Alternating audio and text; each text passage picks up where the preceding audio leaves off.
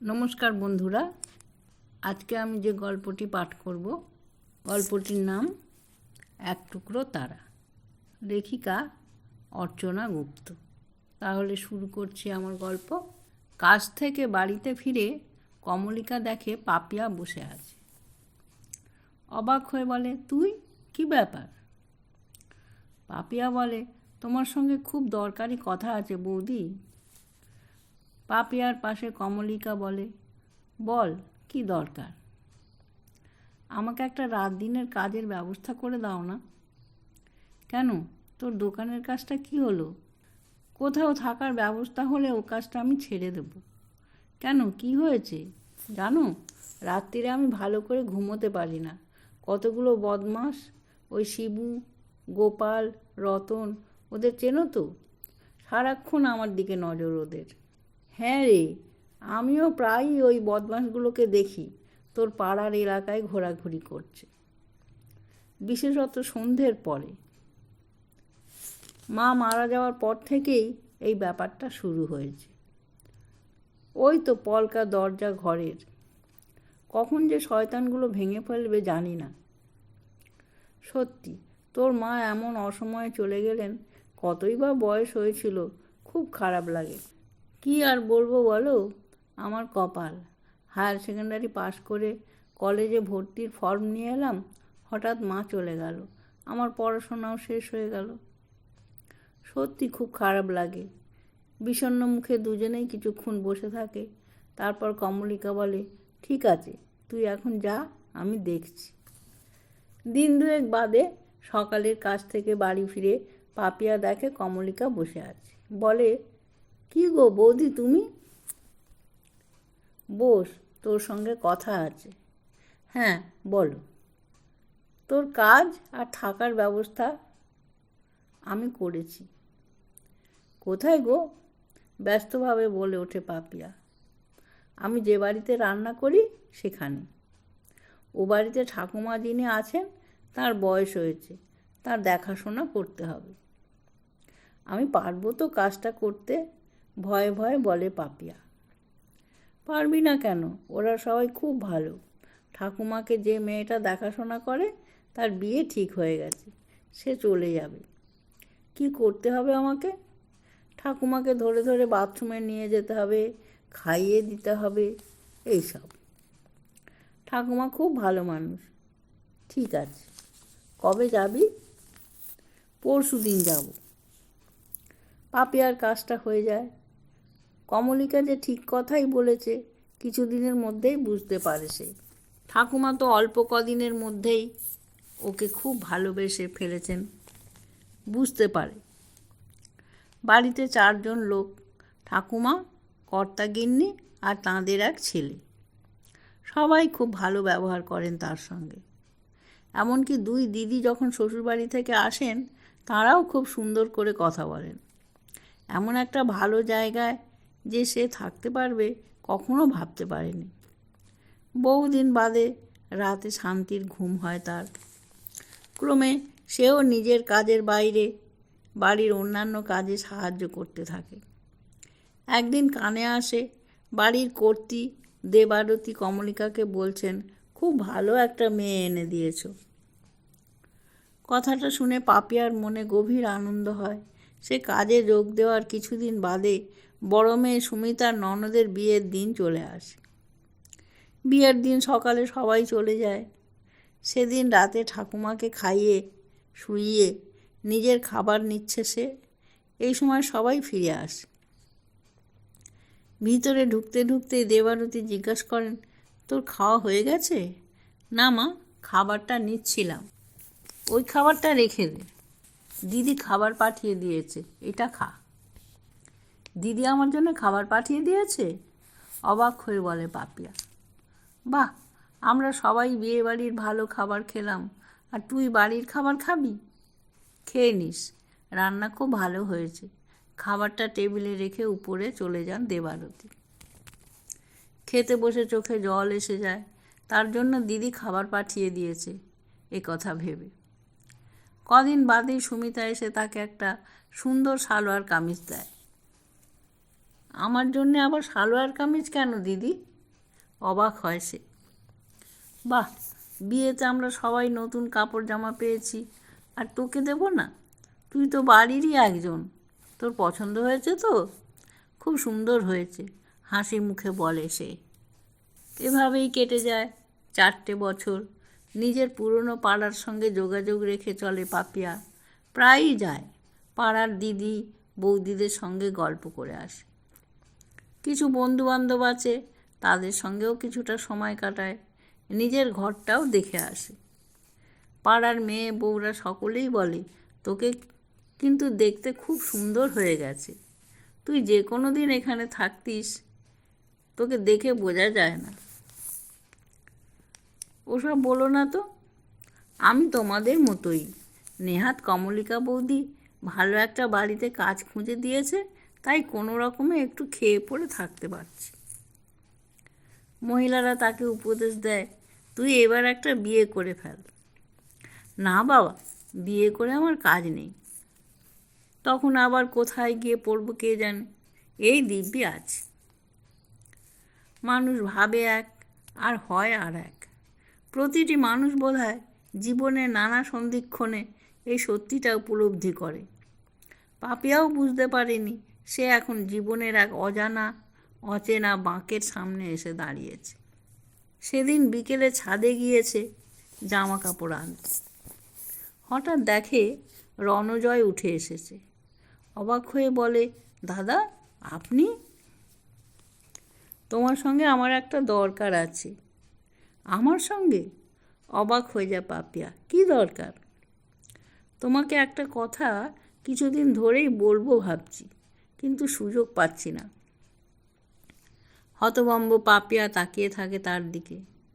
রণজয় বলে, আমি সোজাসুজি কথা বলতে ভালোবাসি, তাই বলছি আমি তোমাকে ভালোবাসি। মানে কি বলছেন বুঝতে পারছি না। তোমার মতো বয়সের একটা মেয়েকে আমার মতো বয়সের একটা ছেলে ভালোবাসে বলতে যা বোঝায় তাই বলতে চাইছি। শোনা মাত্র কেঁপে ওঠে পাপিয়া। তারপরই বলে, না দাদা, এ অসম্ভব। কেন অসম্ভব কিসের? না না দাদা, এ কিছুতেই হতে পারে না। বলে প্রায় ছুটতে ছুটতে সে নেমে যায় সিঁড়ি দিয়ে। নিচে এসে জামা কাপড় কোনো ক্রমে রেখে বাথরুমে ঢুকে পড়ে। চোখে মুখে জল দেয়, হাত পা কাঁপছে তখনও। বাথরুমে বেশ কিছুক্ষণ দাঁড়িয়ে থেকে নিজেকে শান্ত করার চেষ্টা করে। রাতে শুয়ে মনের মধ্যে অদ্ভুত অস্থিরতা অনুভব করে। নিজেকে খুঁজতে গিয়ে দেখে যে ডাক তার কাছে এসেছে তাতে সাড়া দেওয়ার জন্য মন প্রাণ আকুল হয়ে উঠেছে। কী যে করবে ভেবে পায় না। নিজের সঙ্গে নিজের দ্বন্দ্বে ক্ষতবিক্ষত হয়ে যায়। বিনিদ্র রাত কাটায়। এক সময় জানলার ফাঁক দিয়ে ভোরের আলো ঢোকে, সেও মনস্থির করে ফেলে। স্বাভাবিকভাবে সব কাজকর্ম করে। দিন দুয়েক বাদে রণজয়ের দুই দিদি আসে। শুনতে পায় মেয়েরা মাকে বলছে, মা, রণর তো এবার বিয়ের ব্যবস্থা করতে হবে। দেখতে দেখতে 32 বছর বয়স হয়ে গেল। হ্যাঁ, আমিও এ ব্যাপারে তোদের সঙ্গে কথা বলবো ভাবছিলাম। তবে খোঁজ খবর করার আগে ও নিজে কোথাও কিছু ঠিক করে ফেলেছে কি না জানতে হবে তো, বলেন মা। সে তো নিশ্চয়ই। আজ তো রণ বাড়ি নেই, তুমি আগে ভাগে এ ব্যাপারে ওকে কিছু জিজ্ঞেস করো না, আমরা কথা বলব। সেদিন রাতে কাজকর্ম সেরে শুতে যাবে পাপিয়া। এমন সময় বুঝতে পারে কেউ দরজায় এসে দাঁড়িয়েছে। ঘুরে দাঁড়াতেই দেখে রণজয়। থতমত খেয়ে সে উঠে দাঁড়ায়। রণজয় বলে, তোমাকে যে কথা বললাম সে নিয়ে কি ভাবলে বলো? পাপিয়া বলে, নতুন কথা আমার তো কিছু বলার নেই। এই ধরনের অদ্ভুত কথা আপনি ভাবছেন কেন? তোমাকে আমার ভালো লাগে তাই বলেছি। আর অদ্ভুত কথা বলছো কেন? এরকম কি হতে পারে না? এটা তো খুব স্বাভাবিক, বলে রণজয়। এরকম হয় না দাদা। আপনি এত বড় বাড়ির ছেলে, কত লেখাপড়া শিখেছেন, ভালো চাকরি করেন। আমার কি আছে বলুন? পড়াশোনা মাত্র হায়ার সেকেন্ডারি পর্যন্ত। বাড়িঘর বলতে কিছু নেই, আত্মীয় স্বজনও তেমন কেউ নেই। থাকার জায়গা নেই বলে কমলিকা বৌদি আপনাদের বাড়িতে কথা শেষ করতে পারে না পাপিয়া। ওকে থামিয়ে দিয়ে রণজয় বলে, দেখো ওগুলো সবই বাইরের ব্যাপার। তোমাকে তো আমি কয়েক বছর ধরে দেখছি, তুমি খুবই ভালো। তোমাকে আমার সব দিক থেকেই ভালো লাগে। তবু আমি রাজি হতে পারছি না। কেন? আপনার বাড়ির লোকে কিছুতেই এই সম্পর্ক মেনে নিতে পারবে না। ওদের সঙ্গে আমি কথা বলবো, ওদের বুঝিয়ে বলবো। ঠিক আছে, আজ আমি চলে যাচ্ছি, তুমি আরও একবার ভেবে দেখো আমার অনুরোধ। চলে যায় রণজয়। সেদিন রাত্রি প্রায় 9টা বাজে। রণজয়ের বাবা মা গেছেন বড় মেয়ের বাড়ি। ঘরে বসে কাজ করছে রণজয়। হঠাৎ দেখে পাপিয়া দরজার বাইরে দাঁড়িয়ে আছে। অবাক হয়ে বলে, কি ব্যাপার, তুমি? ভিতরে এসো, আপনাকে আমি কয়েকটা কথা বলতে এসেছি। ভিতরে ঢুকে বলে পাপিয়া। বলো, বলে রণজয়। আপনি যে সিদ্ধান্ত নিতে চাইছেন তাতে হ্যাঁ বলা আমার পক্ষে কোনোভাবেই সম্ভব নয়। বলো, আমি শুনছি, শান্তভাবে বলে রণজয়। দেখুন, আপনার বাড়ির প্রত্যেকে আমাকে যেভাবে ভালোবেসেছেন, বিশ্বাস করেছেন, তাদের সেই বিশ্বাসে আঘাত দেওয়া আমার পক্ষে সম্ভব নয়। আপনি যা বলছেন তাতে রাজি হলে নানা রকম কথা হবে, সকলে আমাকেই দোষ দেবেন। পাপিয়া চুপ করতে রণজয় বলে, আর কিছু বলবে? আমি যে জীবনে ছিলাম সেখান থেকে ওরা আমাকে যে সুন্দর নিশ্চিত জীবন দিয়েছেন তা আমি কিছুতেই ভুলতে পারি না। সবচেয়ে বড় কথা, এত ভালোবাসা যা আমি কোনোদিনও পাইনি তা আমি হারাতে চাই না। একটু চুপ করে থাকে রণজয়, তারপর মৃদু গলায় বলে, ঠিক আছে, আমি বুঝেছি। এদিকে রণজয়ের মা আর দিদিরা তাকে বিয়ে করার জন্য বারবার তাগাদা দিতে থাকে, কিন্তু সে কিছুতেই রাজি হয় না। বলে সে এখন বিয়ে করবে না। এভাবে কেটে যায় আরও একটা বছর। ক্রমেই ব্যাপারটা রাগারাগির পর্যায়ে চলে যেতে থাকে। তখন সে বাধ্য হয়ে বিয়েতে মত দেয়। বছর দেড়েক বাদে বিয়ে হয়ে যায় তার। ক্ষতবিক্ষত মন নিয়েও সাজগোজ করে সমস্ত অনুষ্ঠানে অংশ নেয় পাপিয়া। চোখের জল বরাদ্দ থাকে শুধু রাতের জন্য। বউ নিয়ে বাড়ি আসে রণজয়।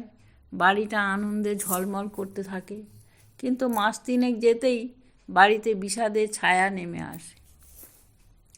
রণজয় জানায় সে আমেরিকায় চাকরি পেয়েছে। এখানকার চাকরি ছেড়ে বউকে নিয়ে চলে যাবে। কষ্ট পেলেও সকলেই তার সিদ্ধান্ত মেনে নেয়। চলে যাওয়ার দিনটা ক্রমেই এগিয়ে আসতে থাকে। তখন সন্ধে নেমে আসছে। পাপিয়া ছাদে গিয়ে দাঁড়ায়। তারা ভরা অন্ধকার আকাশটার দিকে তাকিয়ে চুপচাপ দাঁড়িয়ে থাকে। হঠাৎ পায়ের শব্দে পিছন ফিরে দেখে রণজয়। এ কি, আপনি? বৌদি কোথায়? ঘরে আছে, আপনি এক্ষুনি নিচে চলে যান। সে কথার উত্তর না দিয়ে রণজয় বলে, দেখো, আমি কেন চলে যাচ্ছি তা নিয়ে তোমাকে আলাদা করে কিছু বলতে চাই না। যে কষ্ট থেকে পালিয়ে যাচ্ছি সে কষ্ট নিশ্চয়ই তুমি বোঝো। কিছু বলতে পারে না পাপিয়া, চুপচাপ শুনতে থাকে।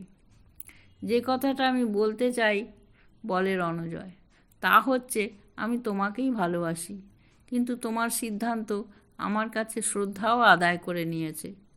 তোমার মুখ চেয়েই সবার কাছে তোমার সম্মান রক্ষার জন্যই আমি তোমার কথা মেনে নিয়েছি। ঠিক আছে, আমি চলি, ভালো থেকো। তবে একটা কথা, এবার একটু নিজের কথা ভাবো, এভাবে তো চিরকাল চলতে পারে না।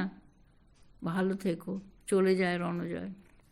পাপিয়ার মনে হয় আকাশ থেকে এক টুকরো তারা তার হাতের ওপর এসে পড়েছে। রাত 11:30 বাজে। সমস্ত বাড়িটা নিঝুম। আজই বউকে নিয়ে চলে গেল রণজয়। সবারই খুব মন খারাপ। কেউই ভালো করে খাওয়া দাওয়া করেনি। ঠাকুমাও খুব কান্নাকাটি করে একটু আগে ঘুমিয়ে পড়েছেন। মেঝেতে শুয়ে আছে পাপিয়া, কিন্তু তার মনটা ভেসে চলেছে তারার দেশের মধ্যে দিয়ে দুটো ডানা মেলে উড়ে চলা যান্ত্রিক পাখিটার সঙ্গে। বারবার মনে পড়ে যাচ্ছে পাখিটার ভিতর বসে থাকা একটা অন্য রকম মানুষকে। তার চোখ দিয়ে জল গড়িয়ে পড়ে। সে বুঝতে পারে না জল কেন পড়ছে। ওই মানুষটার সঙ্গে ক্রমেই তার দূরত্ব বাড়ছে। সেই কষ্টে নাকি সেই মানুষটা যে এক টুকরো তারা তাকে উপহার দিয়ে গেছে সেই আনন্দে?